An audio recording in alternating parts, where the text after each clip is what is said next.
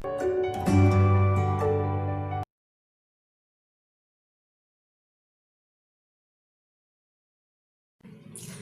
students, welcome to 9th Maths online classes. In today's video, we are going to start our chapter number 10, that is circles. So let's start. Now first of all, what is a circle? Circle is collection of all the points which are at the fixed distance from a fixed point. Now what does this statement means? Now suppose we have a fixed point, this one. Okay, and there is a point at some distance from this point.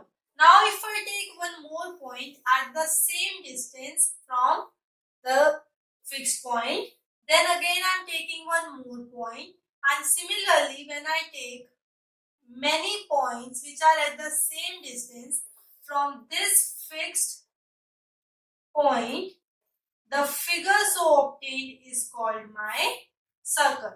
Okay, so this is the figure of a circle. Now it says circle is the collection of all the points. So when I join all these points together with each other, we will get a figure called a circle. Now the fixed point is the center and the fixed distance is called the radius.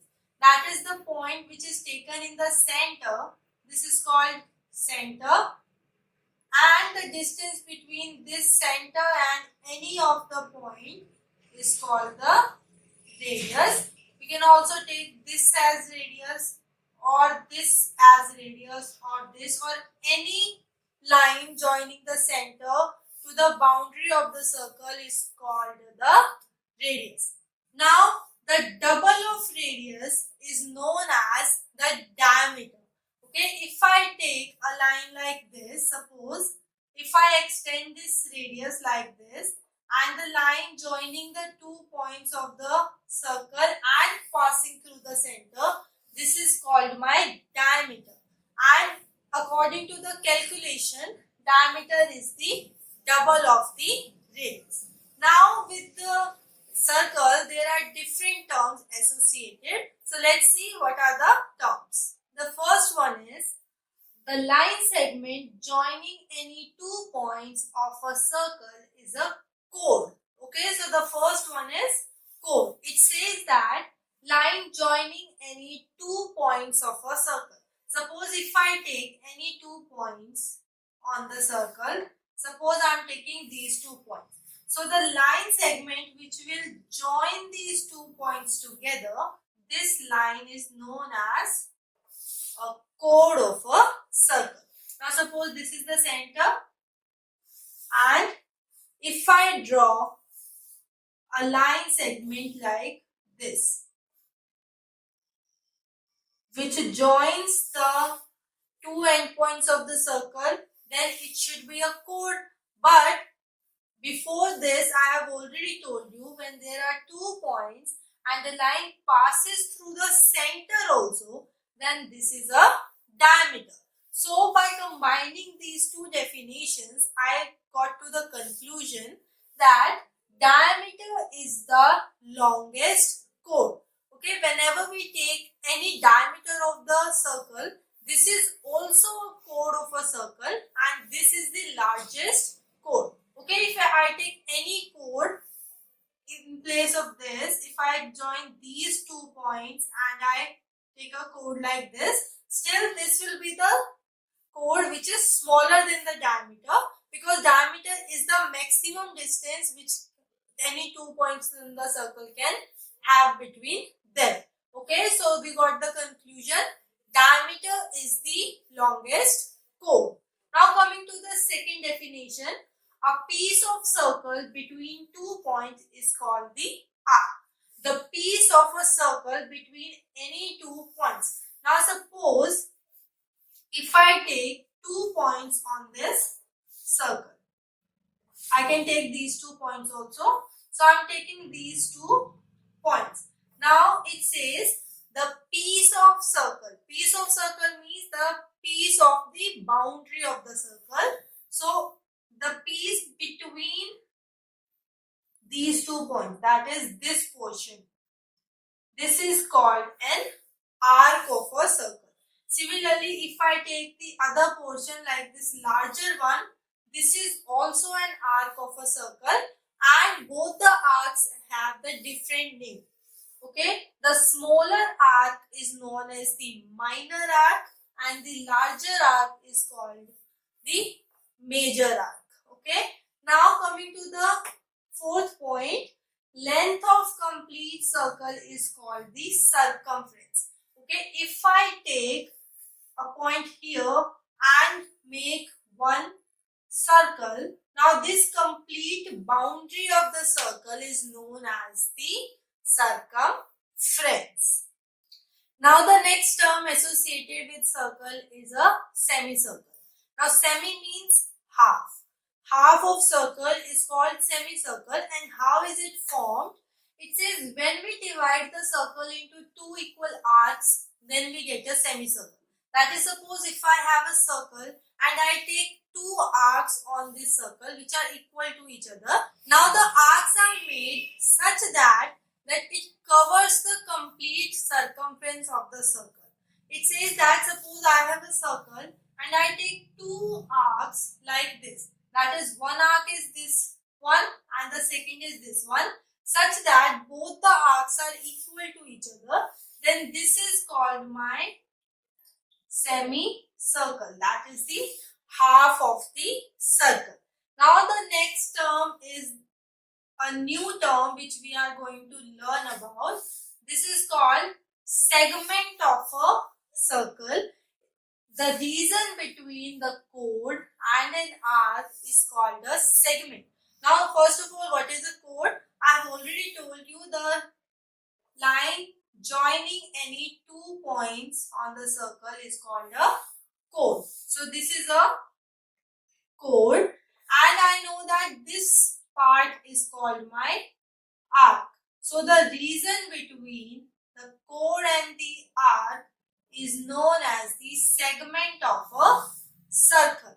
And if this is the segment, then the left part, that is this complete part, this is also the segment of a circle, and this larger portion is called the major segment and this smaller portion is called the minor segment.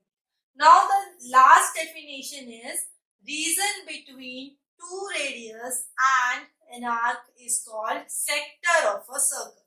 Now it means that if I take two radius of this circle, suppose I am taking the radius like this. Okay, I have taken two radiuses OA and OB and an arc. We know that this AB is an arc. So the region between these two radius and the arc is known as the sector of a circle. And similarly, if this is the sector, then the remaining part, this is also the sector of a circle. This smaller one is called the minor sector and the larger one is called the major sector. So these were the terms associated with the circle. First of all, we learned about the center and the radius and diameter. Then we learned about the chord and arc.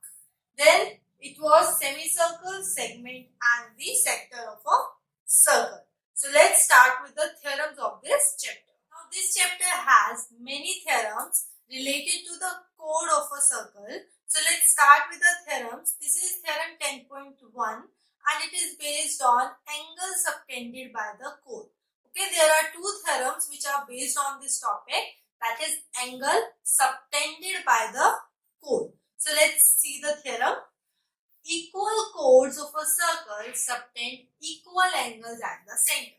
Now first of all, this is very important to understand the statement of the theorem, because whenever the question will be asked in the examination, you will get confused that which theorem is this, because these theorems can be asked directly in the examination along with the statement. And it's very important to understand the statement because this chapter has many theorems and all the theorems have statements very similar to each other.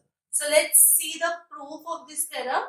Now first of all, what the theorem says, equal chords of a circle. Equal chords of a circle. It talks about two chords of a circle. So first of all, in a circle I have drawn a center and I will draw two chords. Okay, and whenever you have a theorem like this, try to make the chords in this way so that you can make the figure very clear. Okay, so equal chords of circle, it means that if I take AB and CD, these are two equal chords of a circle, that is they are equal to each other. Now they subtend equal angles at the center, that is they are making an angle with the center, that is this chord AB will make the angle with the center like this.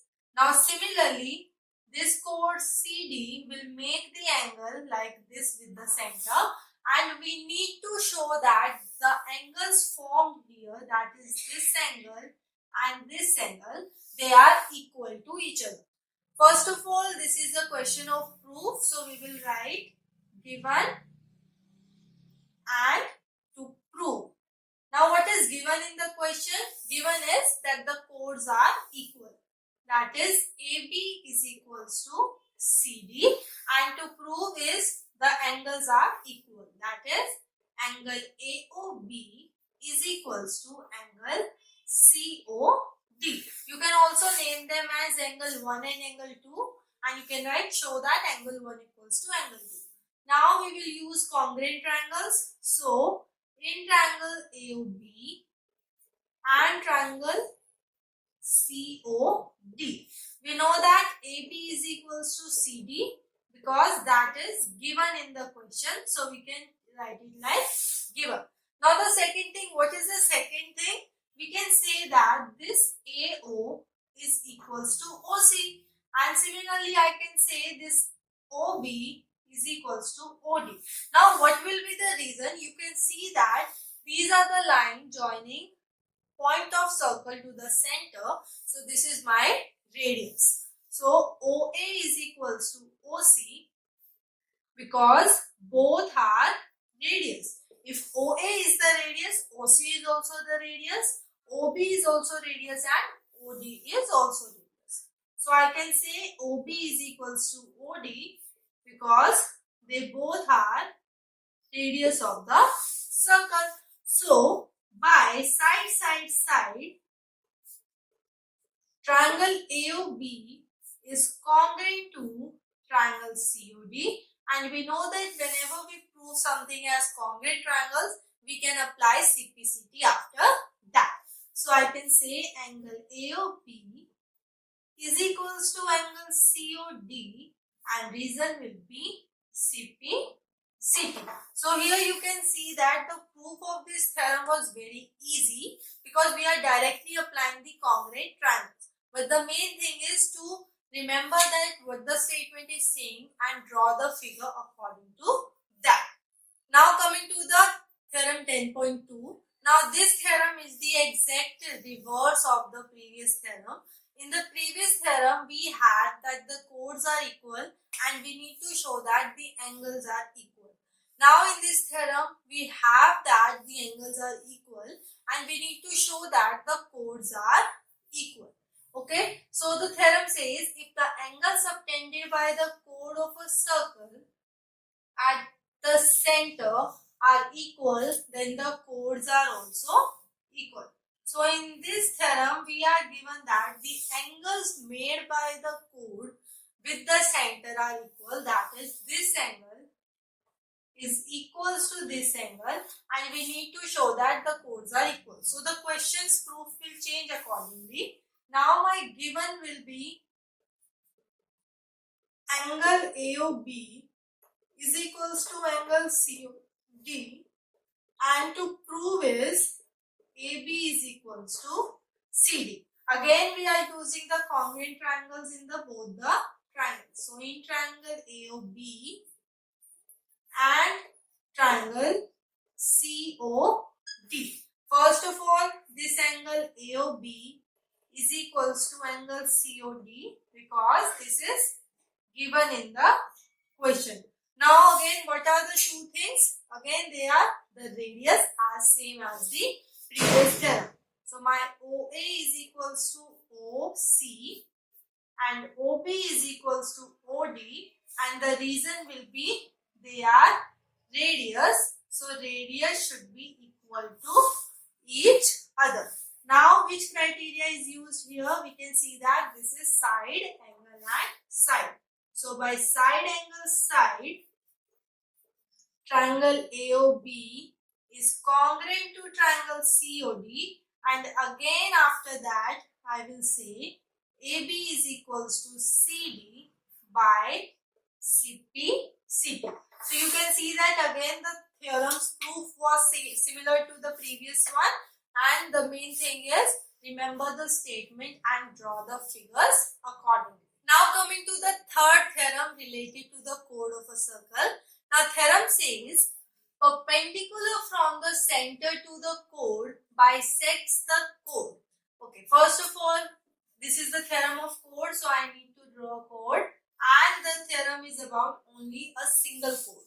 The previous two theorems were based on two chords, and now this is for a single chord. So suppose this is my chord A, B.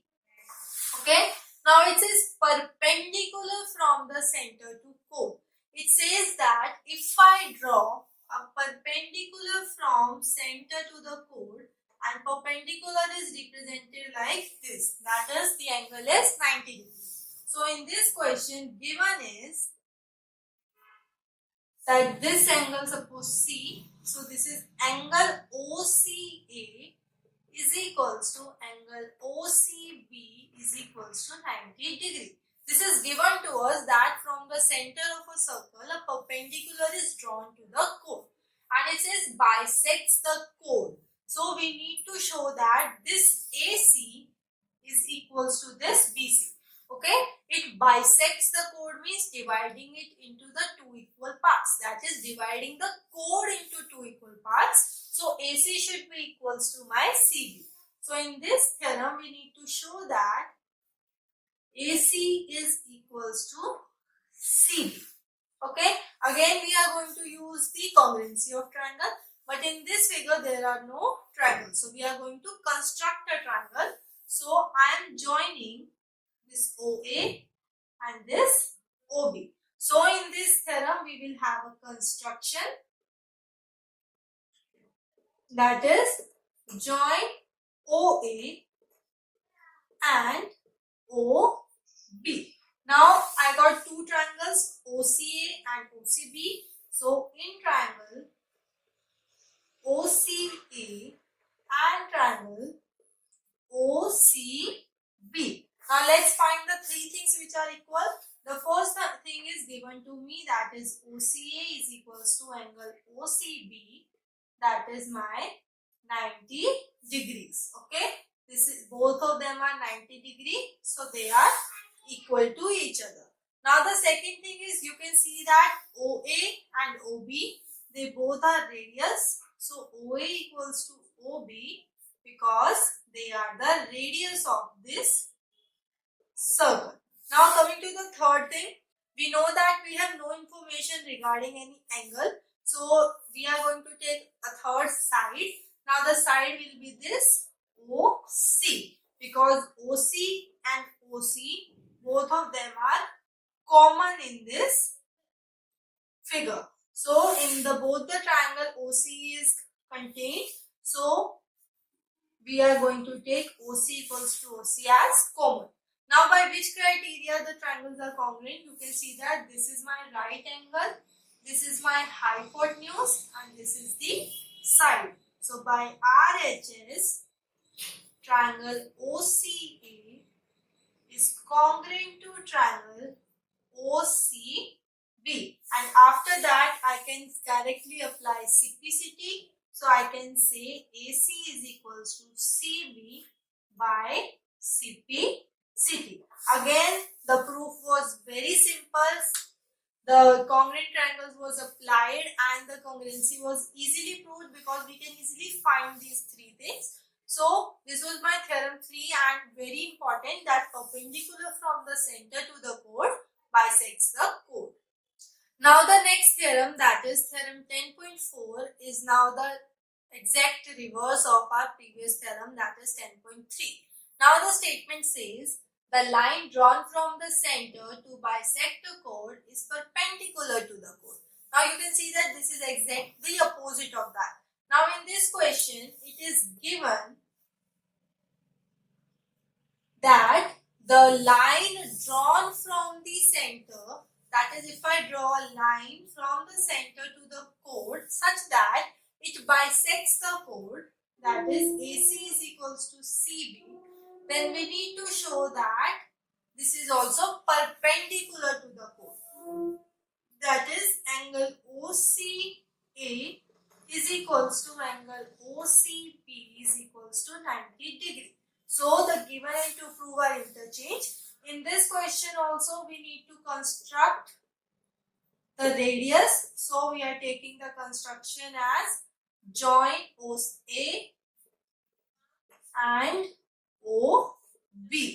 Now again we are applying the congruent triangles. So in triangle AOC and triangle BOC. Now let's find the three things which are equal. First of all, OA is equals to OB because both of them are radius. Now similar to the previous theorem, OC equals to OC because both of them are common in the both triangles. Now the third thing is given to me, that is AC is equals to CB. So this is given. So you can easily see that all the three are the sides. So by side, triangle AOC is congruent to triangle BOC. So by simplicity I can say angle OCA is equals to angle OCD. But till now I have only showed that both the angles are equal. But I haven't shown that they are equal to 90 degree also. And whenever we have any two angles which are adjacent to each other, that is they are combining to each other, we are going to apply linear pair. Okay, so angle OCA plus angle OCB is equals to 180 degrees because of property of linear pair, or you can say angle on a straight line. Now OCA and OCB are equal to each other. So I can write OCA plus angle OCA is equals to 180 degrees. 2 times angle OCA is equals to 180 degrees. So angle OCA is equals to 180 upon 2, that is 90 degrees. So now I have shown that the angles are also 90 degrees. So this is the proof of our theorem number 10.4. So in this video we learnt about some basic concepts related to circle and the theorems related to the chord of a circle. I hope you understand today's topic. Keep practicing and thank you.